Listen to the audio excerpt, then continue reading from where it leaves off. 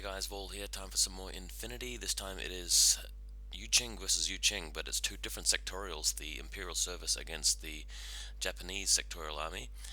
Here you can see a humorous picture of myself on the left up against Garth, my opponent, showing off my new eye color. So let's just skip this photograph. Yeah, there's Garth there, but uh, just taking a couple of photos to help promote our little gaming group on Facebook. But having a look at an actual photo of the table, we're using my terrain mat from MicroArts, but this terrain has been built by Garth. Most of the buildings are from MicroArts Studio, but you can see that he's assembling some a vehicle and an aircraft which are bought from an Australian company, which I'm going to be investing in soon. Well, not investing in the company, but some of their terrain. Now we are playing Beaconland, a ITS scenario where you essentially have to use your specialists to create beacons within certain zones of the battlefield. The main central zone is a 16-inch strip through the exact center. If you look at the bottom of the photo, you can see two white stones actually laid down just to show us whereabouts the strips are. So you can see my cannon forward observer on the left deployed right in front of it. Garth has won the roll for the first turn, but he's taken the table side in deployment order, so I'm going first. This will give him a chance to come in on the very final turn and lay more beacons than me, so that's his plan. But of course with first turn I should be able to do some damage. Right, you can see my high value target down the bottom left. His is in the central area next to the half-built aircraft. On the next image, his deployment zone shows us that he's got a camo marker on a building followed by a camo marker beside the building, an obvious Raiden cyber tie with mine layer ability. I'm suspecting the one on the left is the mine and the building is the actual rocket launcher. He's got a Haramaki fire team, a three-man member with the missile launcher on the roof, and then he's got some robots out back. He's got two Aragoto, Spitfire and Hacker, Yojimbo, he's got the Rui Shui, he's got something in hidden deployment, I don't know what it is, it's probably Shinobu or an Oniwaban or a Ninja, and a Kaisotsu Hacker at the back. Next image, a bit of a view of his right hand flank. He's got the Rui Shui, oh, it's the Haramaki as well. Oh no, not Haramaki, Karabuki, whatever the robot name is, with the two wounds and dogged, hanging out the bottom right here with Yojimbo. A bit of a blurry photo. Next image. Okay, this is a view of my left-hand side deployment opposite Yojimbo. I've got a Ninja behind the blue building there, some Guangxi. I've got the Battle Cat, of course, the Sujian towards the center, and the Link team hanging out in the middle of the table. Plan is to use the Link team to lay down smoke and send the Rui Shui over to combat his Haramaki with the missile launcher. Next image, this is the other side of my deployment zone, so the cannon has moved further forward up. Note that the central strip through the middle of the table is an exclusion zone, so you can't infiltrate into there, you can't have your forward observer that far up, so that prevents people from putting mines down too easily. So not mines, well, not just mines, but the beacons from the scenario. And of course a lot of Guangxi at the back here. Alright, I think we're ready to move on. Oh, by the way, if you see a playing card at the bottom here, I play poker and I collect playing cards, so I've decided to use a system where I have labeled my Holo Echoes 1, 2, and 3, and I simply deal myself an ace, 2, or 3, and I reveal that to my opponent to tell him which one is the real Holo Echo. Makes a nice, easy, simple system. So next image, first order of the game, of course he's reduced the main order pool by 2 with his command token, but the Link team just carefully moving on their edge to a point where line of sight cannot be drawn from the Haramaki missile launcher you can see at the other side of the table, and this will allow me to lay smoke down next to that building, as you can see in the middle of the photograph. The good thing about this is I can now advance the Rui Shui to shoot at the Haramaki and not take an arrow from the Raiden at the same time. So in the next image, I've now managed to spend a couple of orders moving the Rui Shui up to the smoke behind the cover. Note that the Evo repeater gets to give him assisted fire as well, and now the Ruishi just starts shooting at the Haramaki with missile launcher. Now, as luck would have it, I think that I got through about 3 or even 4 face-to-face rolls without killing him. Eventually I got him, but he just kept passing armor save after armor save after armor save. It was amazing how many saves he got through there. But I did get him, but it was a bit frustrating that I had to spend so many orders on him. Next image, moving the Ruishui further across the battlefield. Had I managed to kill him with just one shot like I was expecting to, I would have probably had about 5, maybe 6 orders left to move through and actually get a lot of damage with a suicide mission combat bot here, but it was not to be. Next image, I've moved around to a point where I can actually target Yojimbo and the Ruishui. I've got assisted fire up, remember, so marksmanship level 2. Taking an arrow from both of them and actually firing at both of them, splitting the burst. This does manage to put a wound on Yojimbo, but the Ruishui manages to beat me in the face-to-face roll and I die, which was very frustrating. If I'd managed to be a bit luckier with this bot, I could have moved further forward around and actually take out some of the Aragoto as well. But yeah, just being a bit greedy. He's been very, very lucky with the responsive rolls, but Infinity is a game where you can't really complain about the luck. You've really got to just accept that you're playing a game with some big swings, and it goes in ups and downs. Sometimes, sometimes you'll do well in a different turn, and your earlier turn may not have gone so well. Alright, moving on to another picture. I've moved the Sujian further forward aggressively.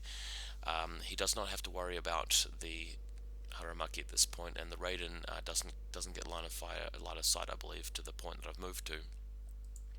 So in another image, you can see where I've actually placed the cat form and the combat form just to demonstrate where I've moved to. So starting position was where the cat form was, transforming into combat form for free and moving over to draw line of sight to Yojimbo, shooting him at him with a Spitfire and beating him and killing him. So that is one threat removed. Next image, the cat just trying to continue moving around, gaining line of fire to whoever he can. He's put one wound on the Kabakuri, but hasn't managed to kill it and hasn't quite managed to get a sufficient line of fire to the bikes and destroy them either. So with just a couple of orders left, it will have to be a retreat. Next image, the Canron Fort Observer, just with I think a last order here, is just moving into cover of the crates. You can see that there are 2 red tokens there, number 2 and 3, and the real model to the bottom of the photo. It's the number 3 model to the right hand side of the picture, which is the real Canron Fort Observer. Next image. Okay, so note that there's the ninja and the wounded Guangxi to the left hand side of the picture. In the center there is the Sujian who's taken cover behind the building, hopefully forcing my opponent to spend a lot of orders to come and kill him. And the sniper rifle from the Celestial Guard link team at the bottom right, sorry, I should say. Next image, impetuous move with the Aragoto Spitfire coming out around through the building, a very narrow gap, but he managed to make it. And in the next image after that, he is now continuing to move forward. You can see both bikes coming out from impetuous movements, but the plan here for him is to move the hacker to within 8 inches of the Sujian, which he manages to do, and hits him with the Basilisk, so it does immobilize the Sujian after I fail the BTS save. Next image. Okay, we've got a Raiden revealing himself with a heavy rocket launcher, going to have a shot at the sniper rifle, the Celestial Guard sniper rifle, which this photo doesn't really show very well, but he's placed at the top left of the picture on the walkway that has got the green armor plates. Now, we both agreed later that he'd made a mistake by doing this. I mean, the Raiden gets 2 shots, the Celestial Guard gets 2 shots, but when you're in a link team of 5 with the correct range band for the sniper rifle, and the ambush camouflage isn't really helping very much, and the rocket launcher isn't even in the right range band, it's not really the wisest move, and he manages to get shot in the active turn and loses his Raiden. Next image. Okay, so this picture shows the wreckage of the Ruishui, which is incapacitated, and he's revealing his hidden deployment model, which is a guy in TO camo, surprise surprise. So in the next picture it turns out to be Saito Togan, the mercenary ninja, and you can note the tokens immobilize next to the Sujian, but the white token there represents the center of a smoke template which Saito places down before moving over to engage the Sujian, and of course destroys it with his close combat weapon. Another image will show that, okay, so the Saito Togan has gone back into camo form, he's moved back behind the cover, and both bikers and the Karakuri, whatever it's called, move through, and they're placing some beacons. So these white tokens represent beacon markers, which are both in the central zone of the table, and will contribute to his score at the end of the game. So he's taken an early lead with this. In the next image, okay, so we've got a smoke template. We've also got an Aragoto moving forward behind cover of the smoke. What had happened is that when the Raiden had engaged against the Spitfire, I got an ARO with the smoke grenade launcher as well, which I used to place down a template in case he decided to keep shooting at me. In the next image, it is now the Imperial Service turn, and the remaining 4 members of the Celestial Guard Link team are now moving out. A bit of a dangerous move considering that the Lieutenant is amongst the Link, but the plan here is to try and shoot at the Aragoto, who is not in suppression fire here. So next image, managing to do that. Excuse me, having to sneeze. And destroying the one with the Spitfire. Rules question though, guys. Post in the description if you know the answer to this. If a motorbike model is wounded and it goes unconscious, does it go prone? Because motorbikes can't go prone, so what happens to it? We're not entirely sure. So now the Celestial Guard with the control device and combi rifle, smoke grenade launcher, moves around to start shooting at the other Aragoto hacker, but after about 3 orders, I just completely fumbled it and managed to get shot. So just terrible luck in my active turns here. Not really going to plan. Next image, I'm moving around with another guy here, not even in the link team anymore, with the boarding shotgun and trying to take him out, and getting shot with that guy as well. So still not even killing the Aragoto hacker, which is extremely lucky. Spending so many orders trying to get this done, but just not working out. So lastly, in the next picture, I've got a forward observer with boarding shotgun laying a beacon next to that wall, and the lieutenant moving to the bottom right of the photo behind this cover here and putting down suppression fire just to give him a bit of defense, because I don't really want to go into loss of lieutenant, but I've just really failed to kill the models I wanted to kill this turn.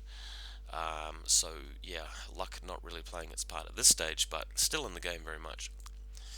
Next image, okay, so we've got elsewhere in the other control group a Celestial Guard with control device and combi rifle, smoke grenade launcher, taking some long range shots at the same Aragoto, still not managing to kill him.